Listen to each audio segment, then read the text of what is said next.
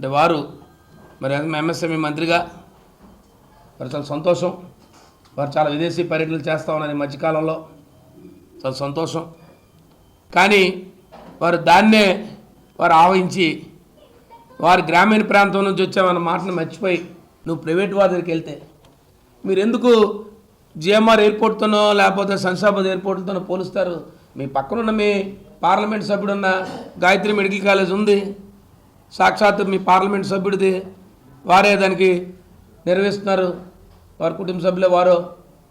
ఇవాళ గీతం medical college వెళ్ళండి, అక్కడ ఏమైనా వైద్యం ఏమైనా ఉచితంగా దొరుకుతుందని చూడండి, అక్కడ ఏమైనా ఖాళీ సీట్లు ఉచితంగా ఇస్తారని చూడండి.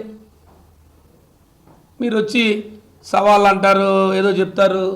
ఎందుకు మీతో సవాళ్ళు? మీ అవగాహన ఎక్కడంటే మీరు పేదవాడి వైద్యాన్ని పేదవాడి విద్యను తీసుకొచ్చి మీరు శంషాబాద్ ఎయిర్పోర్ట్తో పోలుస్తుంటే మీరు అప్పుడే ఆ దశగా ఉన్నారు తప్ప ఈ ప్రాంతంలో బాగోగులు కానీ ఈ ప్రాంత ఆలోచనలు కానీ మీకు అప్పుడే ఈ సంవత్సరాల కాలం నుంచి మీరు విడిచిపెట్టారనేది మాకు అర్థమవుతుంది. చాలా దురదృష్టకరం.